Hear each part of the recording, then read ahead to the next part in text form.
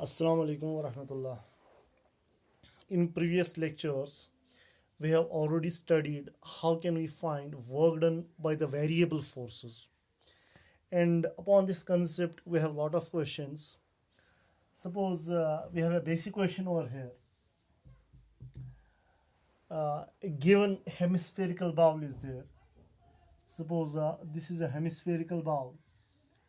And the question is that we are pulling an object up to the top of the bowl by means of a string. And in the present scenario, the mass of the object is given as m. M is mass of the object, and coefficient of friction between the surfaces is given as mu. So we need to find work done by the tension when the particle moves from this point to this very point. So we need to find work done by tension. We need to find. So first of all, we will try to calculate the value of tension at a particular point, because I can prove that when the object moves from this very point up to the top of the bowl, the tension in the string goes on varying. It varies. Its value is not constant. That means we actually need to find work done by the variable force. So let us suppose the particle has moved up this point. It is the particle at any particular instant of the time, and at that location the radius vector or radius of the bowl is making an angle of theta. This is actually a radius of the bowl and it is making an angle of theta. So at this very point, if I need to draw the free body diagram of the object, so I can draw its free body diagram like this. Weight of the object is in vertical downward direction, mg, and along this point, if this angle is theta, this angle will be 90 minus theta and it will be theta. So in this direction, it will be cosine component of the weight mg cos theta, and in this very direction it will be sine component of the weight mg sine theta, and in this very direction it is normal reaction, and in upward direction there will be tension. And since coefficient of friction is given, so there will be frictional force also. When the object is being pulled up in upward direction, frictional force will be in downward direction. That means there is again another force in downward direction, that is called as frictional force. Now as the object is being pulled up slowly and steady up to the top of the bowl, the tension upward force will be equal to downward force. What is upward force? It is tension T. What is downward force? Mg cos theta and frictional force. If the object was being pulled up with some acceleration, that means if the object was having accelerated motion, then tension will definitely be greater than Fr plus mg cos theta. But the object is being pulled up with constant speed, so upward force will be equal to downward force. So in the present scene, what will be the tension value of tension at any point equal? So tension will be balancing these two forces. So tension will be equal to mg cos theta plus frictional force, and frictional force is always equal to mu times normal reaction. So in present scene, tension will be equal to mg cos theta. Actually I am calculating the value of tension at a particular point, so it is mu. What is normal reaction? Normal reaction is balancing this component of the weight, that is mg sine theta. Now the scene is very clear. It is the value of tension at a particular point. So when the particle is being moved from this point to this very point, the value of angle theta changes. And when theta changes, automatically value of tension also changes. It changes. Now, so tension is variable and we need to find work done by this variable force. Now, suppose I will try to calculate first if the object is taken from this point to this point and this distance is suppose dx. The distance, this very distance is equal to dx, and suppose I can say at the center, when the particle moves through the distance dx, the angular displacement will be d theta. It will be d theta. This angular displacement will be d theta. That means I can elaborate like this. When the object has been moved from this point to this point, this is d theta dx. This angle is d theta, and this is radius vector r. So can you find work done by this tension to move the particle through this distance dx, yes, I can definitely calculate it. So small work done by this tension will be equal tension into dx, force into displacement. So force is t, displacement is dx, and no need to write value of cos of angle between tension and displacement, because tension is in upward direction, displacement is again this very direction. So theta is 0 and cos 0 is 1. So small work done by tension will be equal to t dx. So small work done will be equal to, what is the value of tension at any location? Mg cos theta plus mu times mg sin theta, and this is the value of tension T, and dx is equal to r into d theta, because we know that theta, d theta is always equal to length of arc by radius. So what is the length of arc? Dx. What is the radius? R. So dx is definitely r into d theta. So dx के बदले बेटा हम यहाँ पे लिख सकते हैं into r into d theta. ठीक है बेटा? So this is how we have calculated work done in moving the particle through this small distance dx. Now how can we finally find the total work done? From this point to this point, we need to integrate this work done, and taking the limits of theta from 0 to pi by 2, because when particle is at this point, theta is 0. When the particle is moved up to the top, so theta will be equal to 90 degree. So work done will be simply equal to, work done will be equal, we have to integrate this. So I can write here is total work done can be calculated by integrating the things. I need to integrate this very function, taking the value of angle from 0 to pi by 2, 0 to 90. So this is how we can find total work done in moving the particle from this point to this point. Now it is very basic to integrate the things. We can take out the constants like this. Now suppose I can finalize the things like this. Now work done will be equal constants are taken out from the integral. So here in present scene, constant is mg. We can take it as common from these two terms. Mg can be taken as common, mg, and r is again constant. So these constants, we can take these constants out of the integral. यानी constants जो है बेटा integral से बाहर निकालेंगे. mg बेटा common निकलेगा, और r तो ऑलरेडी कॉमन निकला हुआ है, mgr बाहर निकालेंगे. So work done will be equal to mgr. तो यहाँ पे क्या बचेगा? cos theta. यहाँ पे क्या बचेगा? Mu sine theta. So integration करनी पड़ेगी 0 टू पाई बाई 2. किसकी integration? cos theta plus mu times sine theta, plus mu times sine theta and d theta. Now work done will be equal to mgr. बेटा cos theta की जो integration आएगी वो sine theta आएगी, तो मैं यहाँ पे लिख रहा हूँ इसकी इंटीग्रेशन साइन थीटा है, प्लस म्यू साइन थीटा की इंटीग्रेशन माइनस कॉस थीटा, वो माइनस बाहर आके यहाँ पे लिखेंगे. सो साइन थीटा की इंटीग्रेशन माइनस कॉस थीटा हो गई, और लिमिट कहाँ से कहाँ तक है? 0 से पाई बाई 2. अब बताइए वर्क डन हम कैसे निकाल सकते हैं? तो बेसिक है, work done can be calculated as mgr. अब ये इंटीग्रल हम सॉल्व कर सकते हैं इजीली. ये इंटीग्रल कैसे सॉल्व करेंगे? पहले थीटा के बदले अपर लिमिट देंगे, फिर थीटा के बदले लोअर लिमिट देंगे, दोनों में. तो यहाँ पे मैं अब ऐसे कैलकुलेट कर सकता हूँ work done. So I can calculate work done like this.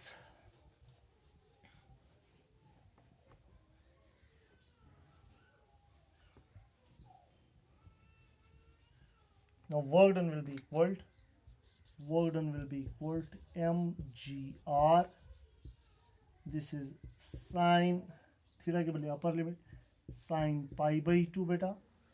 फिर क्या आएगा? फिर यहाँ पे हम लिखेंगे माइनस, अब थीटा के बदले लोअर लिमिट यानी sin 0. यहाँ थीटा के बदले पहले अपर लिमिट दिया, फिर थीटा के बदले लोअर लिमिट दिया. अब इसी तरह से यहाँ से म्यू तो हम कॉमन निकाल सकते हैं, माइनस म्यू. कॉस थीटा के बदले अपर लिमिट यानी cos pi by 2 minus theta के बदले लोअर लिमिट यानी कॉस 0. अब ये बहुत आसान हो गया इंटीग्रल सॉल्व करना. ये बनेगा mgr साइन 90 होता है 1 माइनस साइन 0 होता है 0 माइनस म्यू कॉस 90 होता है 0 कॉस 0 होता है 1. तो बताइए वर्क डन किसके बराबर आएगा, it is equal to mgr 1, ये तो जीरो बनेगा, माइनस माइनस हो गया plus 1 plus mu. So this is how we can find work done.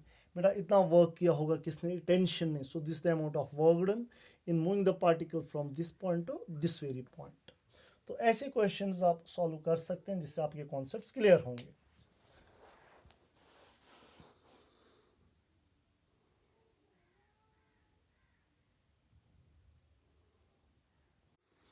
अच्छा, कुछ इस तरीके के भी क्वेश्चंस हम कर सकते हैं. मान लीजिए आपके पास एक बेसिक क्वेश्चन दिया हुआ है, यही कॉन्सेप्ट यही है, work done by the variable force. तो क्वेश्चन ये है कि ऑब्जेक्ट के ऊपर बेटा एक फोर्स एक्ट कर रहा है और इसका वैल्यू है 2yg. यानी ये फोर्स का अगर हम देखें क्या कांस्टेंट है कि वेरिएबल है, बिकॉज जब y का वैल्यू चेंज होगा फोर्स का वैल्यू चेंज होगा, so that is variable force. और हमें क्या करना है, क्वेश्चन बेटा बता रहा है कि y जो है, ये पार्टिकल जो है ये डिस्प्लेस हो रहा है from y is equal to 0 टू y इज इक्वल टू 2, 0 से 2 तक ये डिस्प्लेस हो रहा है. बेटा हमें निकालना इस फोर्स की वजह से वर्क डन क्या होगा, find work done by this force. तो क्या करें, चूंकि ये वेरिएबल फोर्स है, so work done by variable force किसके बराबर होता है, integration of F into d x. चूंकि मोशन वाई डायरेक्शन में हो रही है तो मैं डायरेक्टली लिखूंगा F into D y F, या मुझे लिखना था F dot d Y cos theta. चूंकि फोर्स की डायरेक्शन जे के अप यानी वाई डायरेक्शन है, डिस्प्लेसमेंट भी वाई डायरेक्शन में हो रही है, तो थीटा जीरो आएगा. So F D Y cos zero 1 के बराबर आया, तो डायरेक्टली मैंने लिखा F into D Y. So work done किसके बराबर आएगा, इंटीग्रेशन, फोर्स कितना दिया है 2y dy, लिमिट कहाँ से कहाँ 0 टू 2, सो लिमिट 0 से 2 तक है. तो वर्क डन किसके बराबर आएगा, 2y की इंटीग्रेशन होगी, 2 बाहर आया, y की integration y square by 2, limit कहाँ से कहाँ देना है 0 से 2 तक, 2 बेटा कैंसिल होगा. अब y के बदले पहले और लोअर लिमिट देंगे यानी 2 स्क्वायर यानी 4, फिर माइनस लिखना है y के बदले लोअर लिमिट यानी 0 स्क्वायर, वो तो 0 ही हो गया.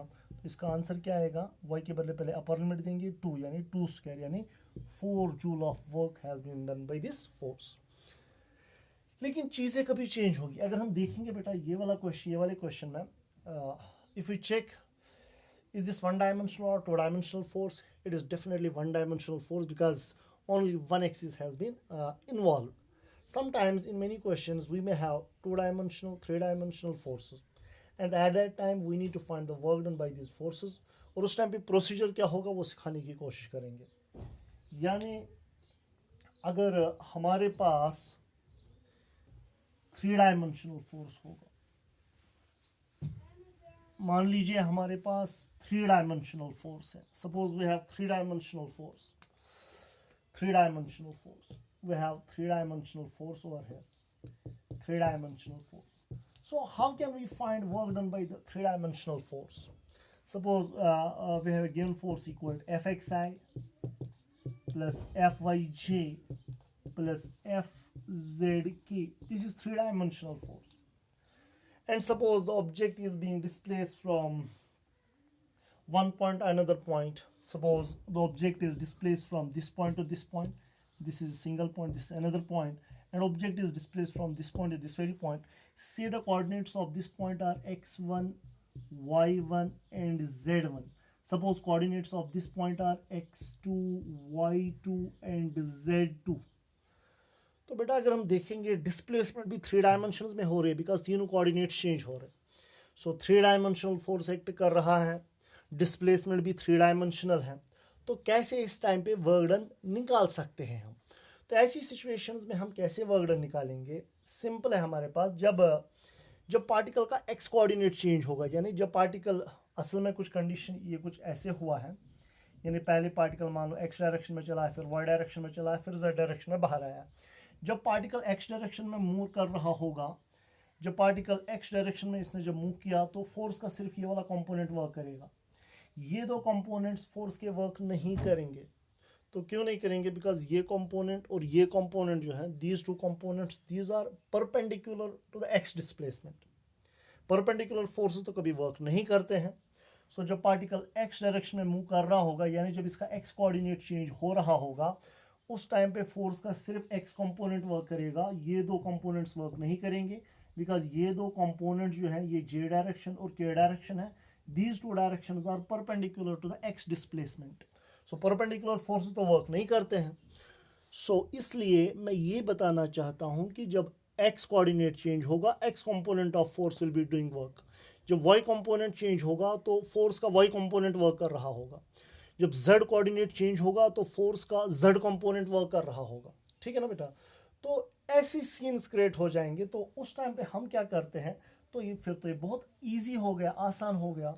सो work done by this force कैसे लिखेंगे, हम अलग अलग लिखेंगे. जब फोर्स का एक्स कंपोनेंट वर्क, जब फोर्स का एक्स डायरेक्शन में डिस्प्लेस होगा, यानी एक्स डिस्प्लेसमेंट हो जाएगी, एक्स कोऑर्डिनेट जब चेंज हो जाएगा उस टाइम पे सिर्फ फोर्स का एक्स कंपोनेंट वर्क करेगा. इसी तरह से जब वाई डायरेक्शन में, जब वाई कोऑर्डिनेट चेंज होगा तो फोर्स का वाई कंपोनेंट सिर्फ वर्क कर रहा होगा. तो मैं फिर से लूँगा इंटीग्रेशन, शाबाश, एफ वाई डी वाई, और लिमिट्स किसके मिलेंगे, y1 टू y2.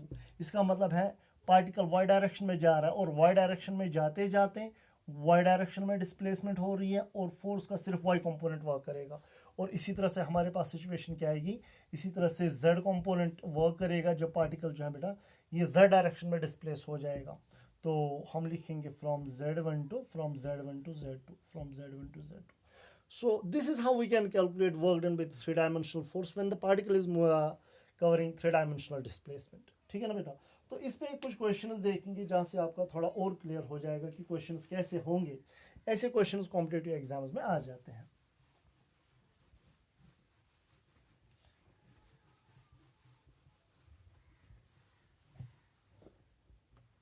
अब देखिए हमारे पास, मान लीजिए आपके पास एक छोटा सा क्वेश्चन है. अब देखेंगे कि आप सॉल्व कर सकते हैं. क्वेश्चन बहुत बेसिक है. फोर्स एक एक्ट कर रहा है पार्टिकल पे. It is 2x i cap plus 3y square j cap, 3y square j cap. बताइए, वन डायमेंशनल फोर्स है, टू डायमेंशनल, इसका एक्स कोऑर्डिनेट भी है आई कैप, यानी वन डायमेंशन भी है, यानी ये टू डायमेंशनल फोर्स है बिकॉज दोनों एक्सिस इन्वॉल्व हो रहे हैं, both axis are involved. The force is having x direction as well as y direction. So this is two-dimensional force. It is two-dimensional force, and we need to find work done by this two-dimensional force. And the particle displacement, particle is displacing from 1, 2 to displacement is from 1, 2 to 2, 4. That means x coordinate is changing from 1 to 2, y coordinate is changing from 2 to 4. That means the force is two-dimensional, displacement is again two-dimensional. So how can we find work done by this force equal? बहुत आसान है. तो बेटा हम क्या करेंगे, work done क्या आएगा, इंटीग्रेशन. पहले आप फोर्स का x कंपोनेंट लेंगे, वो कितना है 2x, और साथ में क्या आएगा dx. लिमिट कहाँ से कहाँ x का, 1 to 2, 1 से 2 तक लिमिट, प्लस. अब बताइए फोर्स का कौन सा कंपोनेंट वर्क करेगा, y कंपोनेंट वर्क करेगा. तो क्या आएगा बेटा, 3y square dy. Limit y का कहाँ से कहाँ जा रहा है, 2 से 4 तक जा रहा है. So work done by this force will be equal to 2 बाहर आएगा, x की इंटीग्रेशन आएगी x स्क्वायर बाई 2. लिमिट कहाँ से कहाँ तक जा रहे हैं, 1 से 2 तक जा रहे हैं. 3y स्क्वायर की इंटीग्रेशन आएगी y क्यूब बाई 3, और लिमिट कहाँ से कहाँ जा रहा है, 2 से 4 तक जा रहा है लिमिट. तो 2 यहाँ कैंसिल होगा, 3 कैंसिल होगा. सो वर्क डन किसके बराबर आएगा, पहले x के बदले अपर लिमिट यानी 2 स्क्वायर माइनस x के बदले लोअर लिमिट यानी 1 स्क्वायर, प्लस y के बदले पहले अपर लिमिट यानी 4 क्यूब माइनस y के बदले लोअर लिमिट यानी 2 क्यूब. तो ये किसके बराबर आएगा, 4 माइनस 1 प्लस 4 इंटू 4 यानी 64 हो जाएगा, माइनस 8. सो यहाँ पर अगर आप ये कैलकुलेशंस देखेंगे, this will be equal to, ये आएगा 4 माइनस 8 यानी ये हो गया -4, -4 और -1 हो गया -5, यानी ये बनेगा 59 joule of work has been done by this force. ऐसे क्वेश्चंस किए जाएंगे. ठीक है बेटा. तो हम देखेंगे नेक्स्ट लेक्चर में भी हम देखेंगे कि कैसे वेरिएबल फोर्स से वर्क डन हम निकाल सकते हैं.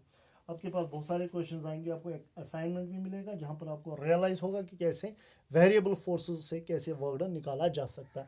फिलहाल अभी तक हमने 2 चीज़ें पढ़ी हैं, work done bye constant force and work done by the variable force. Thank you very much.